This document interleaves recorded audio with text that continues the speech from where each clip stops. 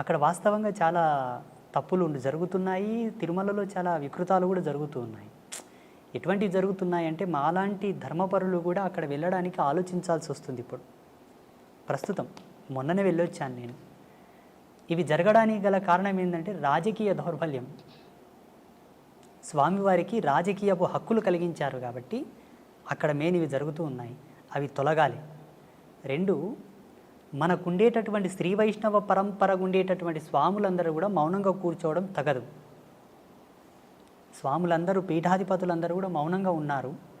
అది తగదు. అది వాళ్ళు అలా ఉండడం చేత వీళ్ళు విజృంభిస్తున్నారు. ఎంతకు భగవంతుని యొక్క త్రిపుండ్రములను ధరించి భగవంతుని యొక్క నామాన్ని చెప్పుతున్న మనకు ఆయనను రక్షించుకునే హక్కు మనకు ఉంటుంది. మన తల్లిదండ్రుల మీదకి ఎవరన్నా వస్తే మనం ఊరకుంటామా? ఊరక ఉండము కదా, తిరగబడతాం. అతడు సర్వులకు తండ్రి. ఆ తండ్రిని దిగివచ్చి ఈ పామరుల మీద పోరాటం చేయి వాళ్ళని మార్చడం కూడా ధర్మం కాదు. మనం ఉన్నాం, మనం ప్రశ్నిద్దాం, పోరాడదాం. ఆ బాధ్యతగా ఆ దిశగా కొన్ని సంఘాలతో నేను మాట్లాడి, హిందూ ధార్మిక సంఘాలతో నేను మాట్లాడి, అయ్యా తిరుమలలో ఇవి జరుగుతూ ఉన్నాయి, కొంత మీరు మాట్లాడండి, మీ ఫౌండేషన్ ద్వారా మాట్లాడండి, మీ యొక్క సంఘం ద్వారా మీరు మాట్లాడండి. ఈనాడు మాట్లాడిన మాట ఒక మహావృక్షం అవుతుంది భావితరాలలో అని చెప్పేసి మొన్న రీసెంట్గా చాలామంది నేనే పురమాయించడం జరిగింది. అవునా స్వామి? ఇప్పటికీ నేను అక్కడ తిరుమల వెళ్ళినప్పుడు స్వామివారిని చూసిన వెంబడి అక్కడ ఏమి పొరపాట్లు జరుగుతున్నాయో పట్టుకుంటాను నేను. భక్తులకు కానీ, పుష్కరిణిలో కానీ, స్వామివారి సేవలో కానీ ఆచార్య సమూహం చేసేటటువంటి తప్పులు కూడా పట్టుకుంటాను నేను. జగదంబ ఆ జ్ఞానం ఇచ్చింది కాబట్టి స్వామివారు ఆ బాధ్యత మాలాంటి వారి యొక్క మదిలోకి తీసుకొస్తాడు. దైవం మానుష రూపేణ అని మీరే అన్నారు కదమ్మా. సమబుద్ధితో పోరాటం భగవంతుడు చేయవలే. ఇక్కడ ఉండేటటువంటి మానవుని శక్తి భగవంతుని శక్తి సమమా? కాదు. ఆయన పోరాడవలసింది, కాపాడవలసింది చాలా ఉంది. అనేక కోటాను కోట్ల బ్రహ్మాండాలను అధిపతిగా పరిపాలించు స్వామిని ఈ భూమిలో మనమెంత, మన మీద ఆయన పోరాటానికి రావడం ఏమిటి?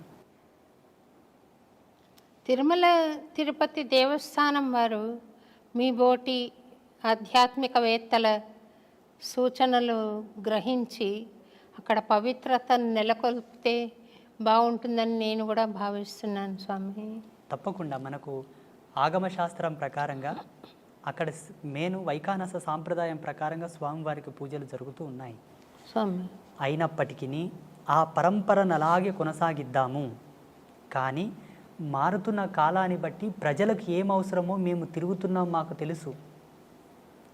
జనబాహుల్యంలో తిరుగుతున్నాము, ప్రజలకు ఏ విధమైన కన్వీనియంట్ ఉండాలో మాకు తెలుసు. కాబట్టి ధర్మాచార్య సదస్సు ఒకటి ఏర్పాటు చేసి ధార్మికుల యొక్క భావాలు తెలుసుకొని అక్కడ భక్తులకు, అక్కడ స్వామివారికి సంబంధించిన కొన్ని అన్నీ సలిపితే లోక ప్రసిద్ధమైన తిరుమల క్షేత్రానికి ఏ విధమైనటువంటి భంగపాటు కలగదు. ఇప్పటికీ స్వామివారి యొక్క కీర్తి, స్వామివారి యొక్క గొప్పతనము, స్వామివారి యొక్క క్షేత్రం మహిమ ఎన్నటికీ తగ్గదు. భువి ఆకాశములు ఉన్నంత వరకు, యుగధర్మం ఉన్నంత వరకు స్వామి రారాజే. చాలామంది తిరుమలలో వైభవం తగ్గుతుంది, తిరుమల క్షేత్రం మూతపడుతుంది, తిరుమలకు జనాలు వెళ్ళరు అని కొంతమంది స్వామీజీలు మీడియా ముందు చెప్తున్నారు. అది తప్పు. ఈ భూమి ఆకాశము పంచభూతాలు ప్రేరేపకమయ్యేంత వరకు స్వామివారు ఈ చక్రవర్తి కలియుగానికి. కాకపోతే అక్కడ ఉండేటటువంటి ఆచార్య మండలి ఒక పొరపాట్లు, అధికారికుల పొరపాట్లు ఉన్నాయి కొన్ని. వాటిని సవరించాలి. స్వామి, నాకు ఒక అలవాటో యావానాలో తెలియదు కానీ నేను చిన్నతనంలో, అంటే మరీ చిన్నదాన్ని కూడా కాదు, 25 ఆ ఏళ్ళప్పుడు గుడికి వెళ్ళి నమస్కారం చేస్తూ పూజారి దృష్టి కొంచెం మరల్చగానే గర్భగుడిలోకి వెళ్ళిపోయి పాదాలు పట్టుకొని నమస్కారం చేసి వచ్చేదాన్ని. వాళ్ళు కోప్పడేవాళ్ళు, స్వామి ఏమ్మా మీకు కూడా చెప్పాలా అని నన్ను కోప్పడేవాళ్ళు.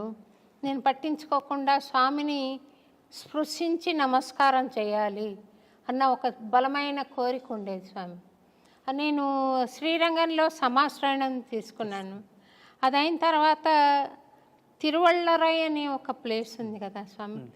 ఇప్పుడు ఏదో మళ్ళీ జనసమ్మర్దం అంతా ఉందంట, కానీ నేను మా ఆయన సమాశ్రయణం చేసుకొని మా గురువు గారు అక్కడికి వెళ్ళి ఒకసారి దర్శనం చేసుకొని రండి అంటే వెళ్ళాం. ఒక్క పిట్ట లేదు స్వామి, అంత పెద్ద గుడిలో ఒక్క పిట్ట లేదు. అయితే చిన్న ఇల్లు ఉంది ఇంతది.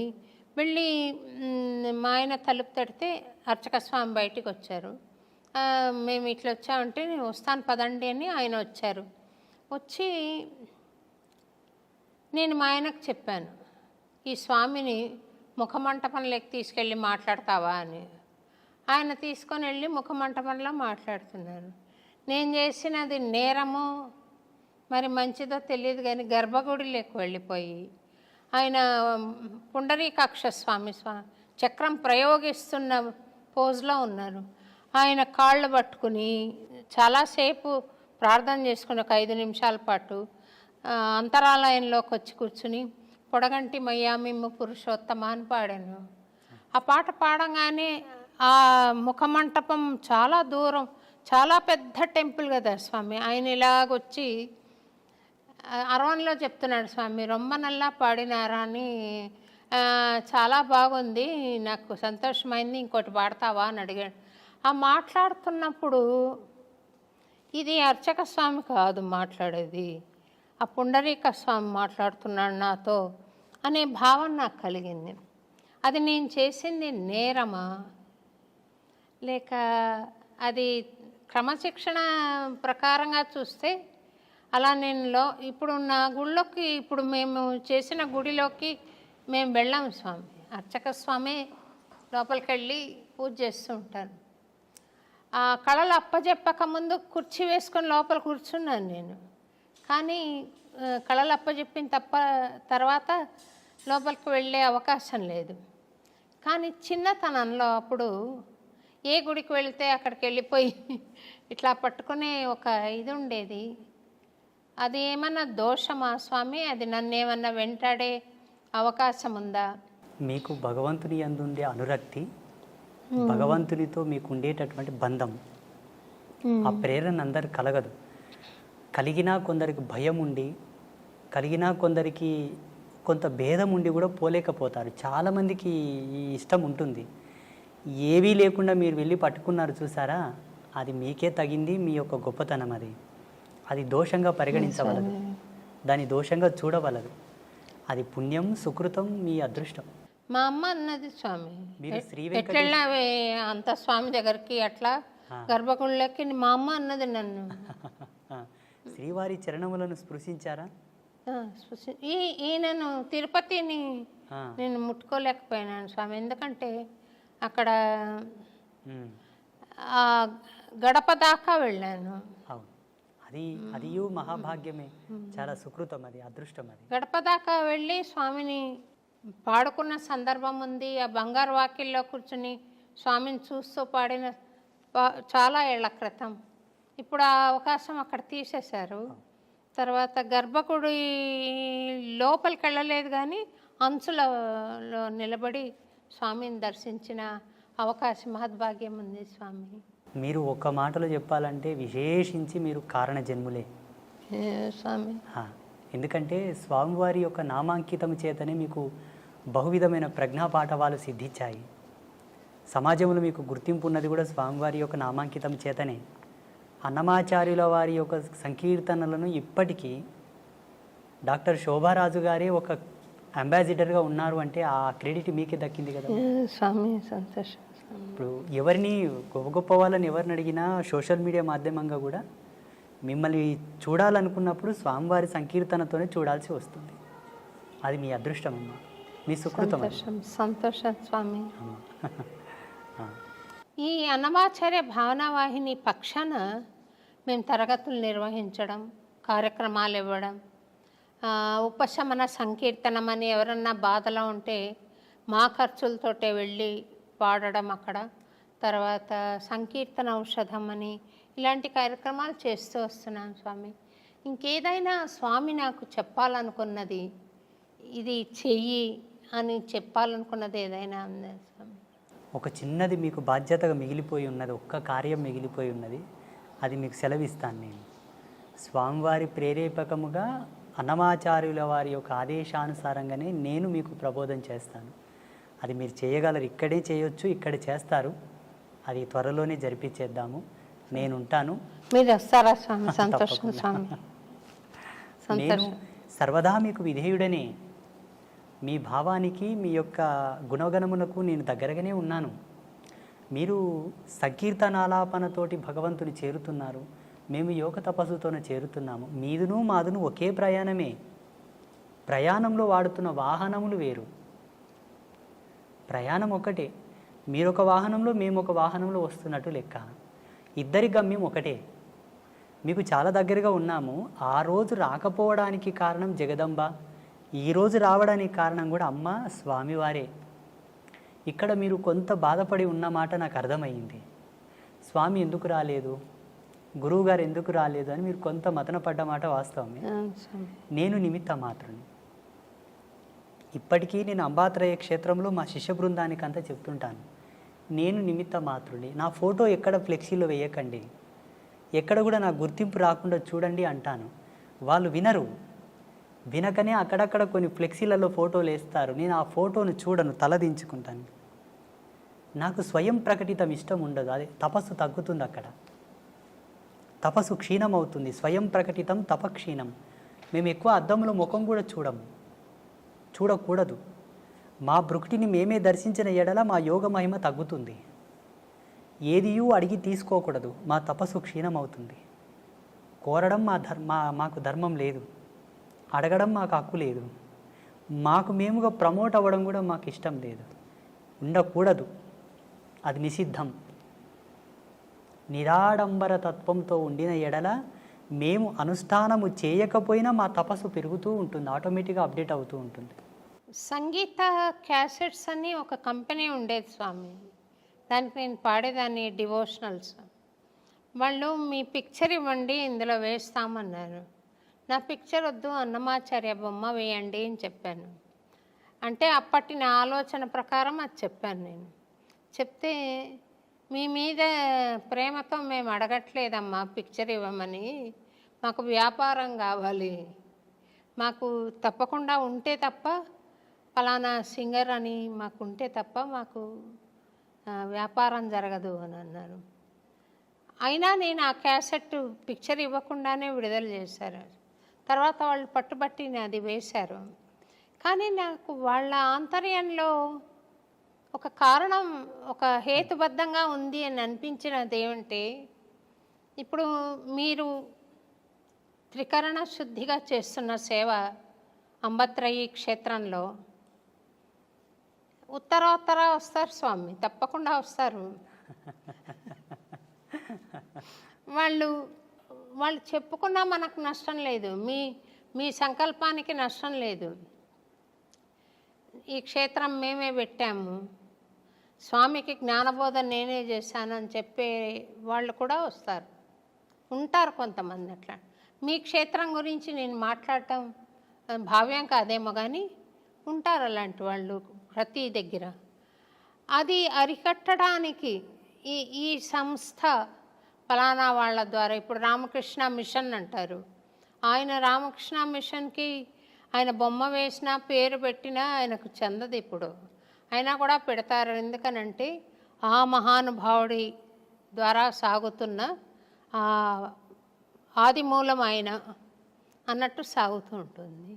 అందుకని అయినా మీరు ఆ ఫ్లెక్సీల్ని మన్నించాలి అని నేను కోరుకుంటున్నాను స్వామి. అదే దశకంలో నడుస్తుంది. నేను ఇష్టపడకపోయినా వాళ్ళు మీరు అన్నట్టుగానే భావించి చేస్తున్నారు కార్యక్రమాలు. ఎక్కువగా ఎందుకో శ్రద్ధ కలగదు అందుపైన.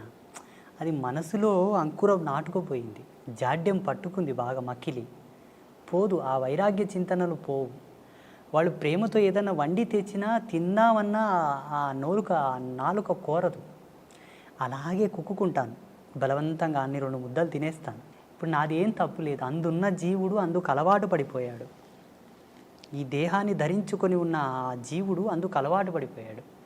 అలా వారిస్తూ ఉంటాను వాళ్ళని. చూడండి, ఇది లోక కళ్యాణం కొరకు స్థాపితమైన క్షేత్రము, ఆడంబరాల కొరకు స్థాపన కాలేదు అని వాళ్ళని అట్లా వారిస్తూ ఉంటాను. ఎందుకంటే వాళ్ళలో కూడా జాగరూకత ఉండాలని, ఆ భద్రతా భావం ఉండాలని, ఎక్కడ కూడా ధర్మాన్ని తప్పొద్దు, ఇది ఆడంబర క్షేత్రంగా మనం క్రెడిట్ కావద్దు అన్న ఒక భావన. ఎద్దులను ఎప్పుడెప్పుడు అలిస్తూ నాగలి సాటికుండా పోయేటట్టు ఎలా అలిస్తాడో రైతు, అలాగనమాట. వేస్తారు వాళ్ళు, ఫోటో వేస్తారు. అంటే నాబోటి వాళ్ళకు కూడా వీడియో పైన చూడంగానే ఇది స్వామి వీడియో అని మీ పిక్చర్ ఉంటే త్వరగా తెలుస్తుంది స్వామి. వాస్తవంగా ఇప్పటి వరకు ఆ యూట్యూబ్ ఏంటి, దాంట్లో ఏం పెడుతున్నారు ఇంతవరకు నేను చూడలేదమ్మా. నాకేమీ తెలియదు. మంచి విషయాలు వచ్చాయి స్వామి. మీరు చెప్పడం మూలాన చాలా మంచి విషయాలు బయటికి వచ్చాయి. కొన్ని దుర్మార్గాలను కూడా మీరు నిరసించారు, ఇది కరెక్ట్ కాదని. అది చాలా బాగుంది స్వామి. ముక్కుసూటిగా చెప్పారు కొన్ని విషయాలు. బాగుంది స్వామి. యూట్యూబ్లో మీరు మాట్లాడిన విషయం చాలా బాగుంది. ఇప్పుడు ఆలయంలో పూజలు చేసే వాళ్లకు ఈ అర్హతలు ఉండాలి, ఈ భక్తి కంపల్సరీగా ఉన్నవాళ్లే చెయ్యాలి, ఈ నియమనిష్టలు ఉన్నవాళ్లే చెయ్యాలి అని ఉందా స్వామి? లేదా ఏదైనా ఒక వర్గం చేయొచ్చా? యోగ్యుడైన వాళ్ళు ఎవరైనాను చేయవచ్చు. ప్రధానమైన నియమాలు 3. వాళ్ళు త్రిమాకారములకు దూరంగా ఉండాలి. మద్యమాంసాదులు కంప్లీట్గా వధించి వేయాలి, విడిచిపెట్టాలి. ఒకవేళ గృహస్థుడైతే భార్య తప్ప అన్య స్త్రీలను గౌరవించడం వరకే కానీ ఎవరు ఆయనకు తగరు. ఈ 3 ప్రధానం. ఒకవేళ విప్రుడైతే, బ్రాహ్మణుడైతే, మంచి సద్గుణ సంజాత అయినటువంటి కులధర్మంలో పుట్టినవాడైతే ఆయన తప్పకుండా 2 పూటల అగ్నికార్యం చేయువాడై ఉండాలి. ఆచార ధర్మంలో కట్టుబడి నడుచుకునేవాడై ఉండాలి. ఆ మర్యాదను కాపాడేవాడై ఉండాలి. విప్రుడైతే నిమ్న వర్గాల వాళ్ళు ఎవరైనాను భగవత్ కైంకర్యము చేయవచ్చు. మద్యమాంసాదులు సేవించకూడదు. ఆచార ధర్మాన్ని కట్టుబడి ఉండాలి. సదాచారం పాటిస్తూ ఉండాలి. శాంత స్వభావి, ముక్కోపి అయి ఉండకూడదు. కోపం ఎప్పుడూ ఆయనకు తగదు. ఒక మాటలో చెప్పాలంటే హరిషవర్గములకు కొంత దూరంగానే ఉండాలి ఆయన. అప్పుడు భగవంతుని కాళ్ళు గడిగి ఆ తీర్థం 10 మందికి ఇచ్చిన శుభమవును. భగవంతునికి అంత హారతి ఇచ్చినా, ఎవరికైనా హారతి చూయించినా వాళ్ళకు జయమగును. భగవంతుని నామాను పలికి వాళ్ళని శుభమని దీవించిన వాక్కు ఫలించును. ఈ హరిషడ్ వర్గములను దగ్గర పెట్టుకొని త్రిమాకారములో నీ వంట పెట్టుకొని గనక దేవుని పాదాలు కడిగి వాళ్ళకి తీర్థం ఇస్తే వాళ్ళకు శుభమగునేమో భగవంతుని అనుగ్రహం చేత. నీవు కొంత ఇబ్బంది పాలవుట తథ్యం. అర్చకుడు ఎవరు ఎప్పుడే కానీ అలా ఉండకూడదు. వాస్తవంగా శాస్త్ర ప్రమాణంగా ధర్మసింధువు ప్రకారంగా యజ్ఞోపవీత ధారణ కంపల్సరీ. సాంప్రదాయకమైన తిలకధారణ కంపల్సరీ. ఆచార ధర్మంతో కూడుకున్న వస్త్రధారణ కంపల్సరీ. ఈ ఉంటే తప్ప భగవత్ కైంకర్యం చేయడానికి అర్హుడు కాడు. మీరు భగవత్ కైంకర్యం చేస్తున్నారు కదా స్వామి, మీరు యజ్ఞోపవీత ధారణ చేశారా మరి? ఉన్నది. సన్యాసులకు 3 సూత్రములతో కూడుకున్న యజ్ఞోపవీతం ఉంటుంది కాబట్టి 3 సూత్రములతో ఉన్న యజ్ఞోపవీతం. మేము బ్రహ్మచర్యములు అంటే సన్యాసంలో ఉన్నాం కాబట్టి 3 సూత్రములు మాకుంటాయి. పెళ్ళి కాని వాళ్ళు 6 సూత్రములు, పెళ్ళైన వాళ్ళు 9 సూత్రములు ధరించుట మనకు సాంప్రదాయకంగా వస్తున్నటువంటి పరంపర. ఆ సంప్రదాయాన్ని అనుసరించి మాకు 2010వ సంవత్సరంలోనే జరిగింది. 2010వ సంవత్సరం, ఇప్పటికీ 14 సంవత్సరాలు అయింది. నేను శ్రీమాత యొక్క చరణములను పట్టుకున్న తర్వాత నా జ్ఞానం ఇష్టపడి నాతో వచ్చి జ్ఞానోపదేశం స్వీకరించి, ఉపదేశ సంస్కారం స్వీకరించి, నీ జ్ఞానం నీ తపస్సును మాకును ప్రబోధం చేయి నాయనా అని అడిగిన వాళ్ళందరికీ కూడా సంస్కారబద్ధంగా వాళ్ళకు యజ్ఞోపవీత ధారణ చేయించి వారికి తగు పద్ధతులతో శుద్ధిని గావించిన తర్వాతనే మంత్రదీక్ష, మాలధారణ, దీక్షా ప్రధాన సంస్కారం చేసి ఉన్నాను. చాలామందికి నేను యజ్ఞోపవీతం వేశాను. వ్యసనాల నుంచి దూరం తీసుకొచ్చాను. భగవంతునికి దగ్గర చేశాను. శాస్త్రానికి, ధర్మానికి, సిద్ధాంతానికి పాత్రులను చేశాను చాలామందిని. నా సంకల్పం అదే. అంటే ఏ వర్గమైనా మీరు స్వీకరించి చేశారా స్వామి? 100కు 99% మంది ఇప్పటి వరకు జగదంబ యొక్క మంత్రదీక్షను పొందిన వాళ్ళందరూ కూడా బడుగు బలహీన వర్గాల వాళ్ళే, సబ్బండ వర్ణాల వాళ్ళే. ఆ 90% వదలగా మిగిలిన 10% మంది బ్రాహ్మణులు కూడా ఉన్నారు మా భక్తులు. సద్బ్రాహ్మణులు విశిష్ట పరంపరానుగతంగా ఉండేవాళ్ళు కూడా వచ్చి, అయ్యా మీరు చెబుతున్న మాట ఈశ్వర ప్రమాణంగా ఉన్నది, మాకు పూర్వపు గురువులు ఉన్నప్పటికీ మీ చేత ఏదో పొందదలిచాము, ఏదని అనుగ్రహించండి అన్నారు. ఇచ్చాను.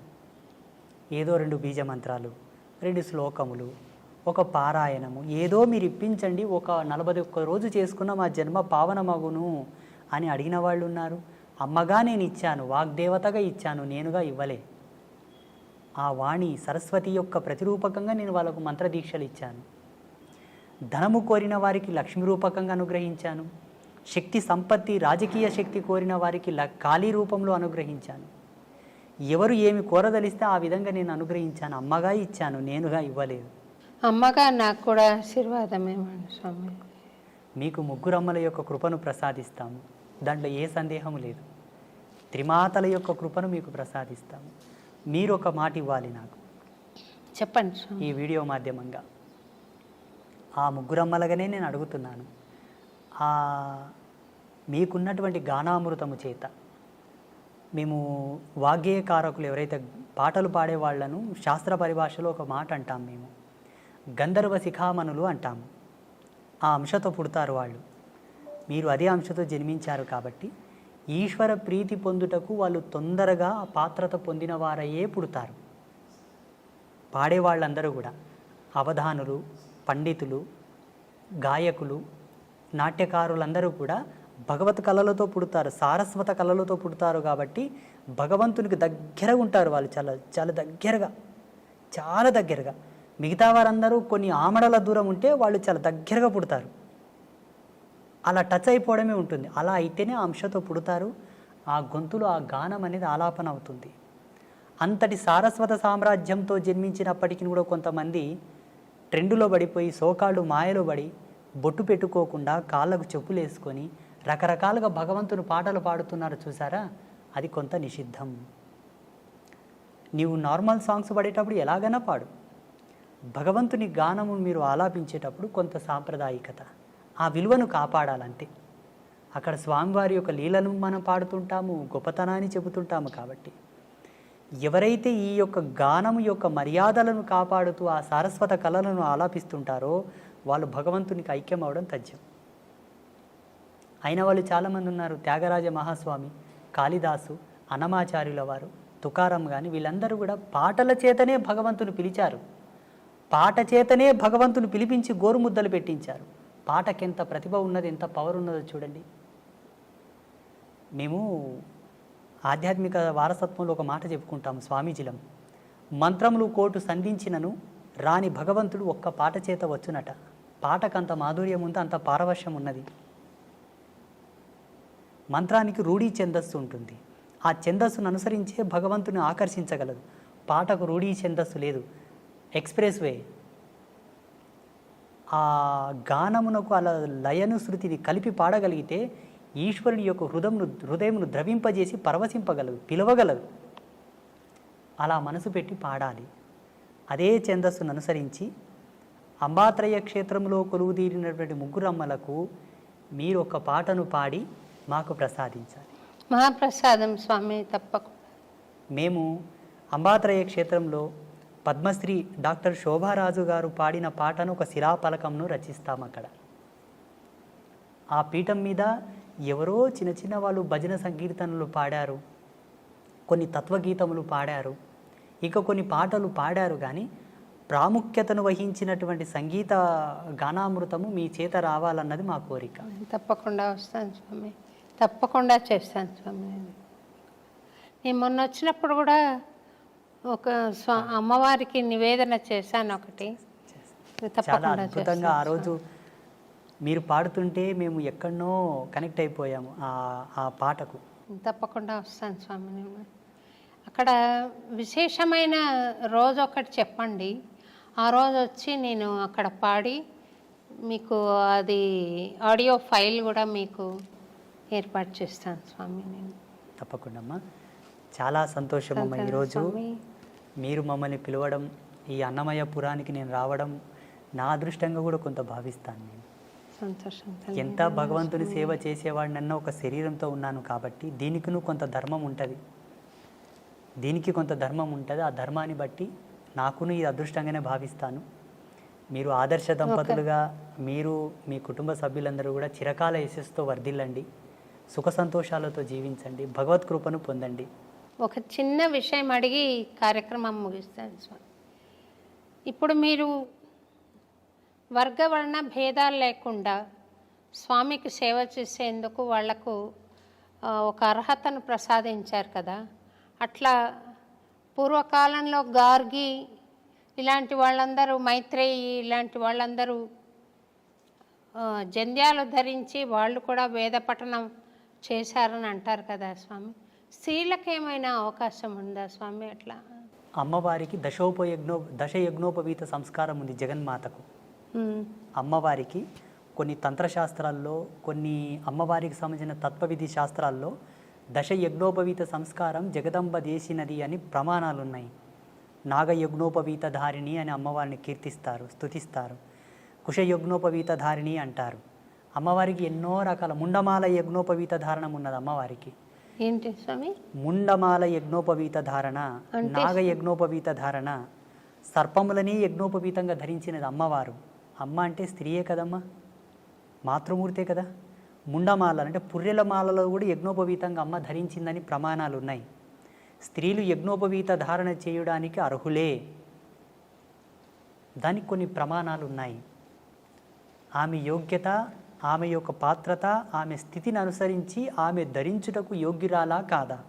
యోగ్యురాలు అయితే తప్పకుండా సంస్కారం చేయించి ఆమెను భగవంతుని కైంకర్యములకు పురమాయించవచ్చు. కొన్ని పద్ధతులు ఉన్నాయి దాంట్లో, కొన్ని పద్ధతులు, కొన్ని ధర్మసూత్రాలను అనుసరించి ధరించవలసి ఉంటుంది. ఉదాహరణకు డాక్టర్ పద్మశ్రీ శోభారాజు గారికి మాత్రమే ఆ బిరుదు దక్కింది.